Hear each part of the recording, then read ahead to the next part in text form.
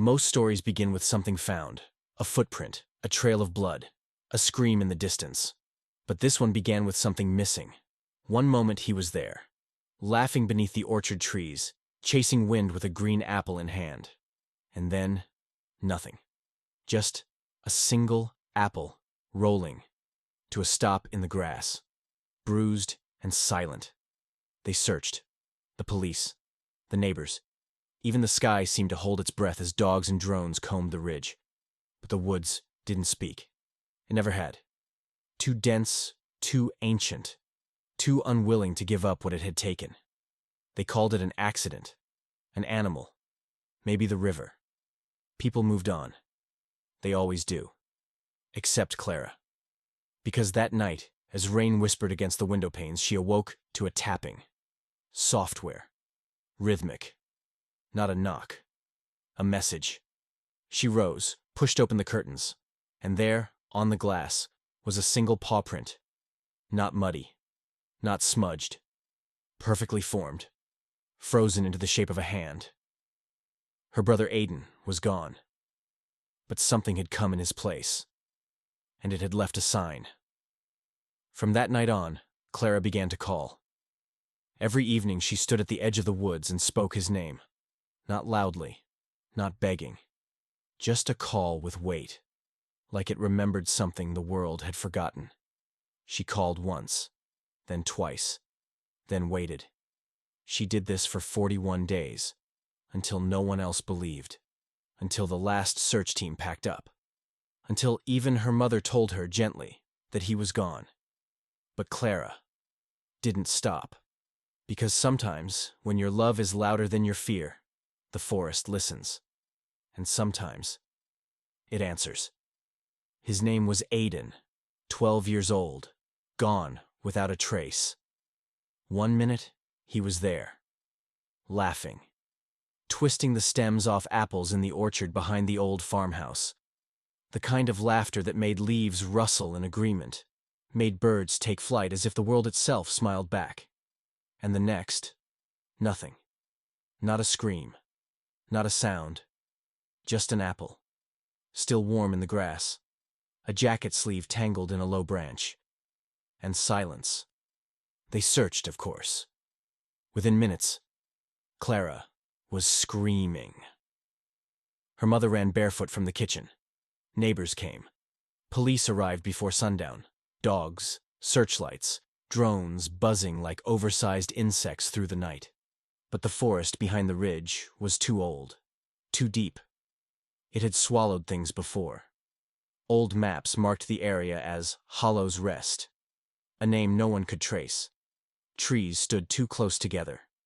No GPS signal lasted long. Even birds avoided nesting too deep. The search lasted 3 days. Then the numbers dwindled. The volunteers grew quiet. On the 5th day, the official statement came. No sign of foul play. Likely wildlife involvement. Tragic accident. And just like that, Aiden became past tense. But Clara, 9 years old, knobby knees and trembling hands, knew better. Because the night he disappeared, just before the moon peeked over the ridge, she had woken up to something tapping her window. She sat up in bed, blinking into the dark. Another tap. She crept to the glass, heart thudding in her chest like a second clock. There, on the window, etched in frost, a paw print. Not smeared, not from a raccoon or neighbor's dog. Perfectly formed. Too large, too clean, and unmistakably shaped like a hand. She didn't scream, didn't cry. She simply whispered, "Aiden?" But the night gave no reply. Only the wind stirred, brushing past the trees like something on the move. The days that followed blurred. Food lost its taste. School became a hallway of stares and pity. Her mother stopped playing music. Her father, who hadn't lived in the house for years, called once, then stopped. But Clara kept watch. She marked the frost patterns each morning, counted the time between the crows landing on the fence, listened for footsteps where there should have been none. She waited. Then, one evening, she stood at the edge of the trees, still in her school uniform, shoes muddy, hands clenched, and called his name. Once, twice. Pause. Nothing. She did it again the next day, and the next, 41 days in a row. No reply. No rustle. No echo. But she kept doing it. Because something in her bones told her. He wasn't gone. Just out of reach. And somewhere beyond those trees, something was still listening. One night, her mother begged her to stop. "It's not healthy, Clara," she said softly, tears caught in the corners of her eyes. "We have to let him go." But Clara just looked past her, out the window, toward the place where the forest began to blur with the sky. "I'm not calling him to come back," she said. "I'm reminding him that I'm still here." On the 42nd day, things changed. She woke to feathers, white ones, laid carefully on the windowsill, not scattered, arranged, in a spiral. And in the center, a marble, green, cracked, just like the one Aiden had won at the fair last summer. She didn't tell anyone, just tucked the marble in her coat. That afternoon, she went to the edge of the woods again, and this time, after her second call, she thought she heard something. Not footsteps, not voices, breathing, heavy, measured, and close. But when she turned, nothing. Only trees, only shadows, only the feeling that she wasn't as alone as she'd been the day before. And from that moment on, the forest felt different. Not safe, but familiar, like an old friend she never knew she had. And far, far off in the distance, deeper than her eyes could see, something paused in the middle of its path, turned, and listened. From the morning she found the feathers and the marble, Clara knew. Something had shifted. It wasn't just grief anymore. It wasn't just hope. It was a conversation, even if she didn't understand the language. A game of echoes. So she leaned into it. Each morning before school, she placed something small at the forest's edge. A crayon, a button, a page torn from one of Aiden's old books. Each evening, she returned, called his name. Once, twice. Pause. And each time, the air felt thicker, as if it was watching, holding its breath. Then, one day, the gifts started coming back. She left a drawing of the orchard. The next day, a pine cone rested in its place. But not just any pine cone. It had Aiden's initials scratched faintly into the side. She left a sock. The next day, a ribbon. Blue. From Aiden's old bicycle. And on the 50th evening, when the sun dipped low and the frost clung to the edges of her breath, she saw it. At first, just 2 dots in the distance. Reflections? Eyes? Then a shape. Low to the ground. Massive, but graceful. Silent. A wolf. No, not just a wolf. Taller than any she'd seen in pictures. Thicker fur, ears like knives, eyes like moonlight filtered through the ice. It didn't growl, didn't approach, didn't run. It simply watched. Clara stared back, heart in her throat, but no fear. Just recognition. Slowly, she lifted her hand, tapped her chest. Once, twice. Pause. The wolf blinked, then tilted its head, as if remembering. Then, it turned, melted back into the woods, but not before its tail brushed something toward her. A piece of torn blue fabric. Frayed. Faded. She picked it up with trembling fingers. It was from Aiden's jacket. That night, Clara didn't sleep. She stayed up drawing maps of where she'd seen the wolf, the wind's direction, the pattern of moss on the stone beside her foot. She marked every step, every sign, every whisper of movement. She wasn't afraid. She was preparing. The next afternoon, she packed a small bag, snacks, a flashlight, the marble, the ribbon, the cloth, and a compass her father had left behind long ago. When her mother asked where she was going, Clara just said, to find the other half of the story. She didn't wait for permission. Because deep down, she knew. Aiden hadn't left. He'd been claimed. Not by danger, but by something older. Wilder. And maybe better. And if that wolf had brought her the fabric, if it had watched her call into the woods every night, then it knew something. And maybe it was ready to show her. She walked past the orchard, past the fence, past the point where the search parties had turned back, and the forest welcomed her. No birds, no rustling, just breathe. And a trail, not worn by shoes, but marked, by claw, by tooth, by something with purpose. She followed it, and the forest began to change. The trees bent slightly toward the path, as if leaning in to watch. The wind whispered through branches like voices, and she listened, and listened, until she found the first one. A paw print in the snow. Huge, crisp, but beside it, a human one.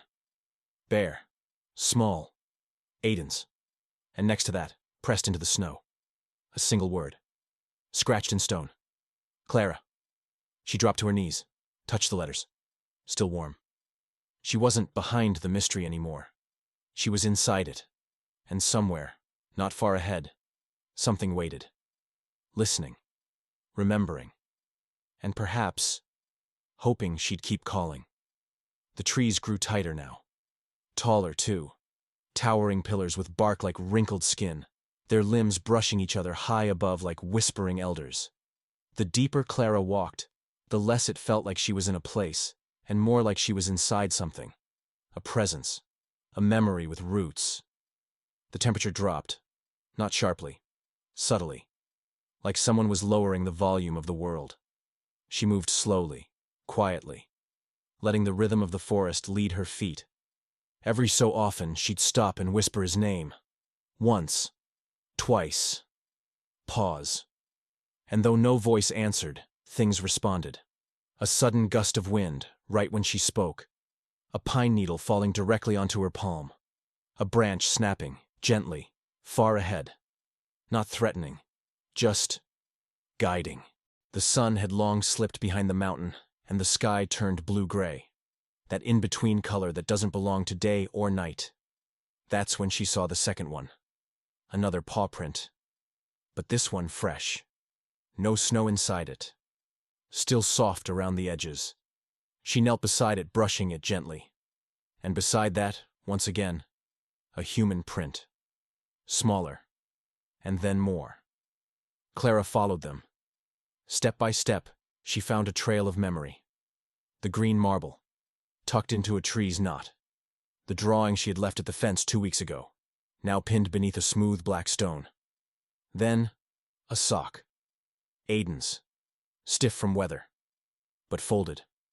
And finally, hanging from a low branch, her own scarf. Tied in a perfect knot. She reached out, touched it. It was warm. And that's when the growl came. Low. Deep. Not angry, but ancient. She froze. And turned. There it stood, not 10 feet from her. The wolf. Massive. Unmoving. Its eyes were a storm without wind. Full of thought. Of hunger, not for flesh, but for understanding. Clara didn't flinch. She slowly raised her hand. Tapped her chest. Once. Twice. Pause. The wolf didn't move. Didn't growl again. But its ears twitched. And then it turned. Walked forward. And then stopped. Waited. Looking back. An invitation. Clara followed. They walked for what felt like hours. Not in a straight line, but in circles. Spirals. Down into a hollow where the snow barely touched the ground. Where stones grew in rings and trees leaned outward as though opening a door. In the center, a den. Not a hole. Not a cave. A shelter. Built with care. Moss, fur, branches. Smooth logs. Bones arranged not in piles, but patterns. And inside, movement. A sound. Software. A breath. She stepped closer. And there, curled in the far corner, was Aiden. His hair longer. His eyes sunken, but alive. He didn't speak.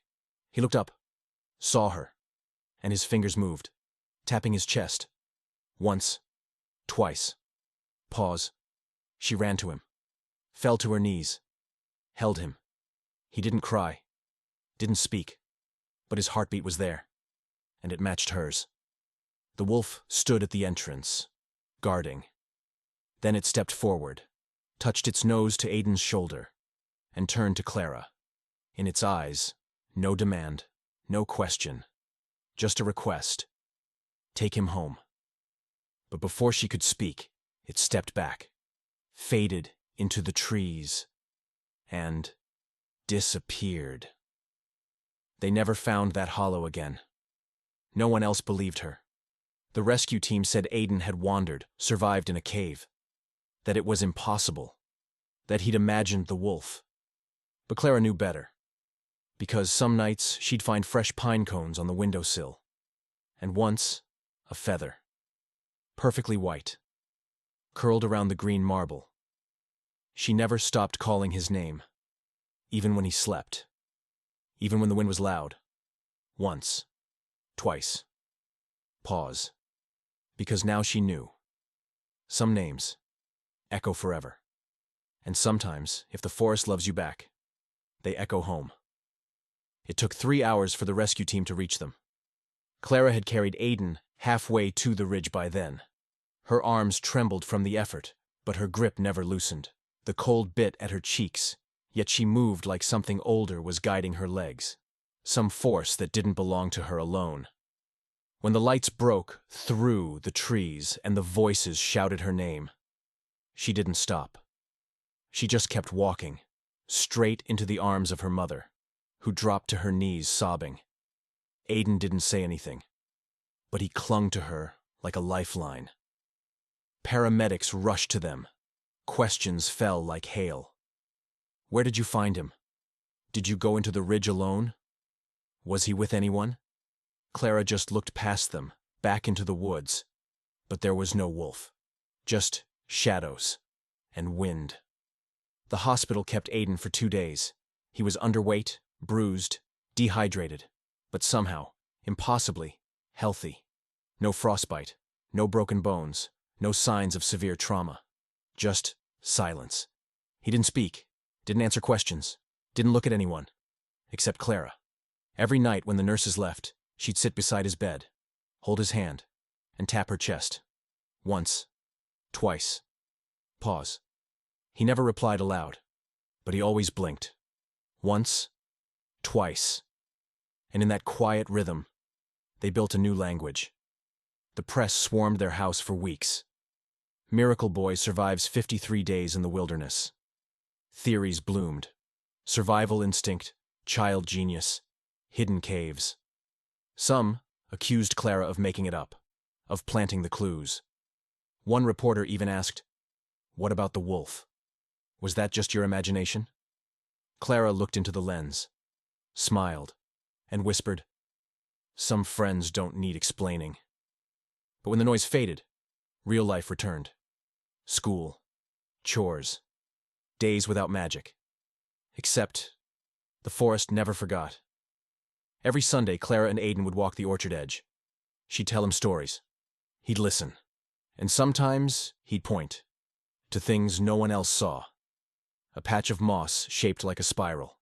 A smooth stone with 3 scratches. Once, they found a single white feather, curled around a marble. He picked it up, tapped her chest. Once, twice. Pause. She nodded and smiled. The years passed, but the rhythm stayed.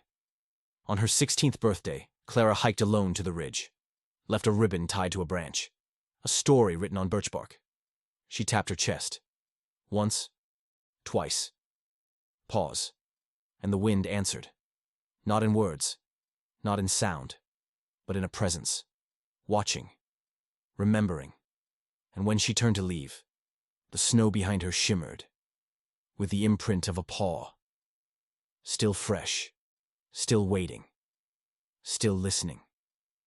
Because some friendships don't end when the story does. They wait, just beyond the trees, where the wild things still remember your name. Clara never tried to tell the full story. Not to teachers, not to classmates, not even to her future husband, a quiet boy who worked at the town library and never asked about the scar across her palm from where she once grabbed a frozen branch too hard in the dark. Some things you don't explain. You protect them, like secrets carved into stone, like trails that vanish when strangers walk them, but reappear when the forest recognizes your scent. Aiden grew too.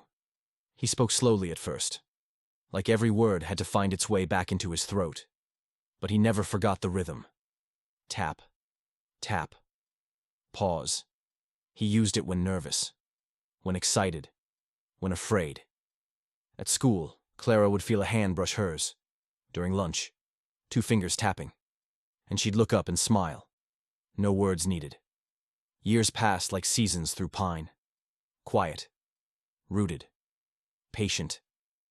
One autumn, on the anniversary of Aiden's return, Clara walked the woods again. This time she brought others. Not to show them the trail. It was gone. But to tell them the story. Not the one the papers wrote. Not the one with timelines and thermal scans. The real one. She sat children in a ring. Lit a small fire. Let the wind carry her voice. She told them about the wolf with eyes like frozen lakes, about the feather curled around a marble, about how silence sometimes speaks louder than screams. And, when she finished, she showed them. She tapped her chest. Once, twice. Pause. Some children laughed. Some mimicked her. But one little girl, quiet, with freckles and eyes too old for her age, stared into the trees and whispered, "I think something's listening." Clara didn't turn, didn't smile. She only whispered back, "I know." Aiden became an artist. He carved animals from fallen wood. Foxes, owls. One sculpture, a wolf, standing tall. He kept on his windowsill. Once, someone asked why he never sold that one. He shrugged. Because it's not finished yet. The woods remained untouched. Developers tried. Proposed trails, cabins, roads. But every time, something happened. Equipment vanished. GPS glitched. Trees fell in patterns that spelled no in satellite images. Eventually, they stopped trying. Locals began calling it Clara's Line.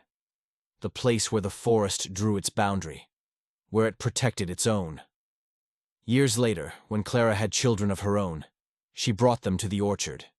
She pointed to the ridge, told them the story. Her youngest, Lily, asked, "Do you think the wolf is still there?" Clara knelt, took her daughter's hand, and together, they tapped. Once, twice. Pause. A wind stirred. Leaves lifted. And somewhere far away, beneath snow-covered roots and memory-soaked stone, something turned its head. Eyes still bright. Still listening. Still remembering the name of a girl who once whispered into the woods and never stopped believing something would answer. Because in some places, the wild doesn't forget.